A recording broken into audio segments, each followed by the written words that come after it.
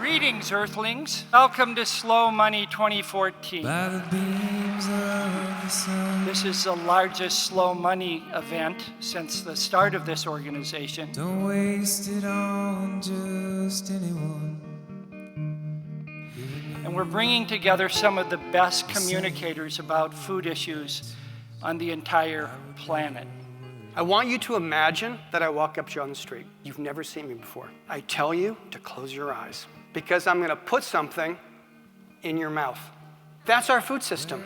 And every bite we take of the food that we buy comes from people, in most cases, that we don't know.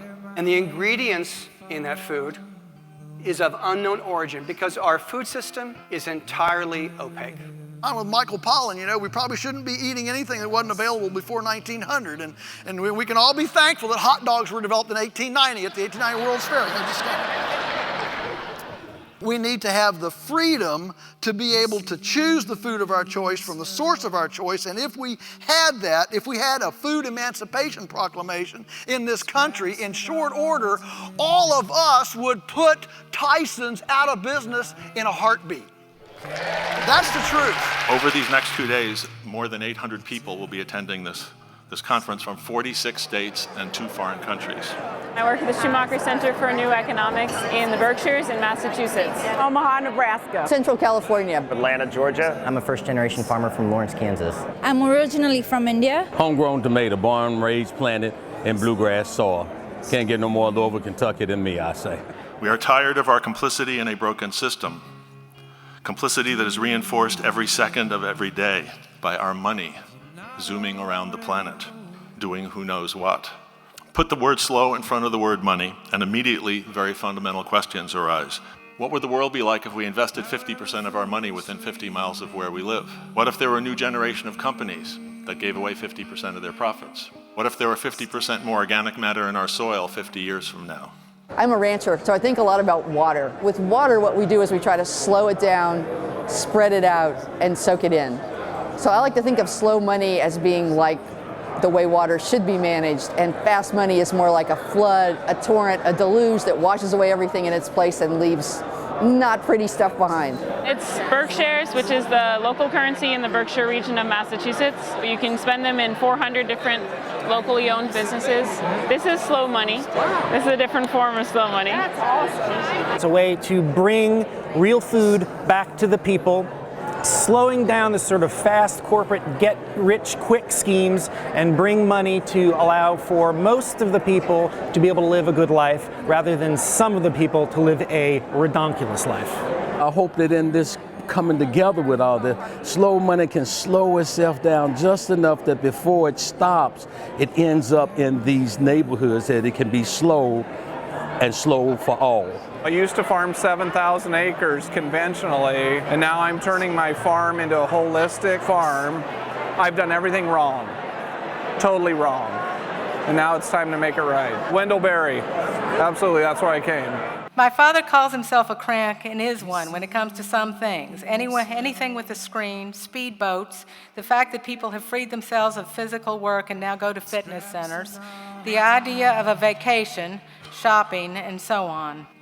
So if crankiness is what brings about an effort like Slow Money, TILF, American Farmland Trust, or Kentucky's Community Farm Alliance, or the many Save Our Land, farms, forests, families, etc., then count me in. Replacing the large machines and the toxic chemicals with competent people is not something that can happen overnight, but it needs to be started, and I think the people here have started it.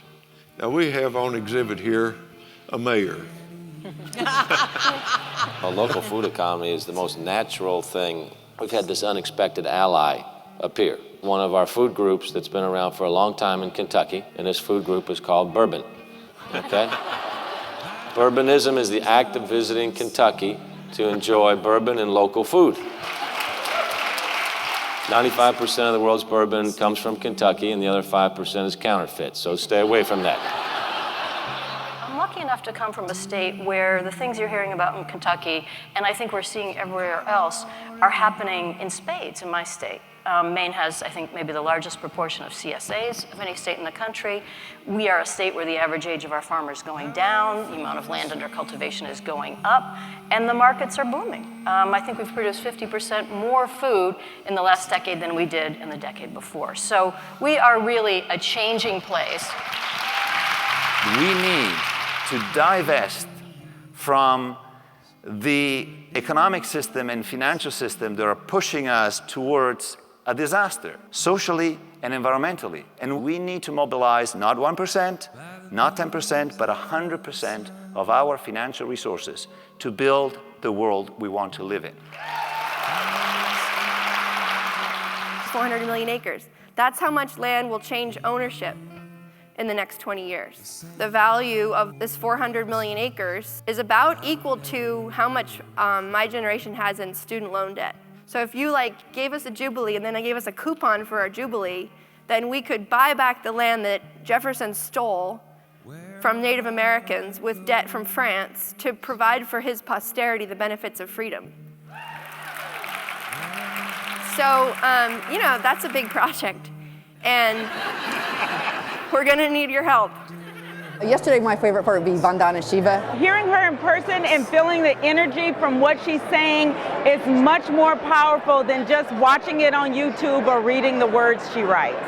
We need to reclaim our Earth citizenship with deep consciousness, with deep compassion, so that every time we eat, or every time we sow a seed, we are taking into account the full complex of the web of life that is contained in that seed or contained in that bite of food. Every meal, every planting, every season, every harvest has to become the sowing of earth democracy, and through it, the sowing of food democracy. All the big names are here, they're talking to you, they're addressing you. That's the best part for me in Slow Money. This is a grassroots rebellion.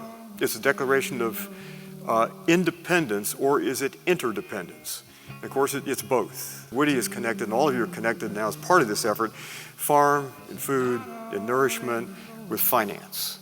And if we don't get the financial connection, we're never going to make it. But it's time for new stories, and a new story that you're all telling. We're rewriting history. It's happening here, and it's just beginning. It's going to explode. I love coming to Slow Money conferences. What happens in the auditorium is how you justify coming, but what happens outside of the auditorium is really where the meat of the conference is. So it's really the people, the connections, the conversations that you have while you're here. That's why I keep coming.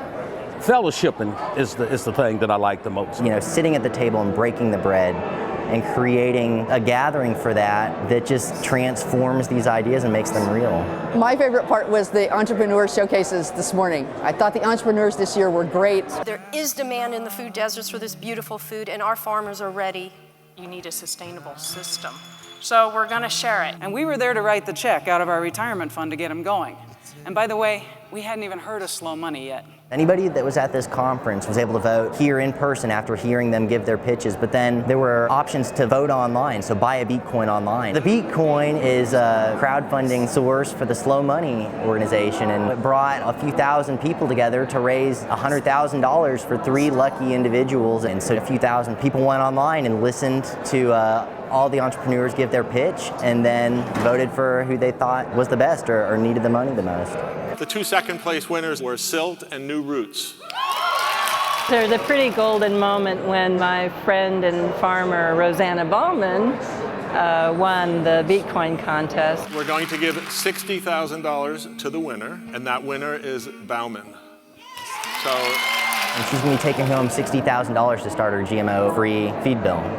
Farmers are sometimes now just quaint to people, but in this place they're revered and they're valued, not just with words, but now with money, and that really matters. Let's hear it for them. Thank you all so much for a great conference. Let my hand fall. And under every sky, I see you and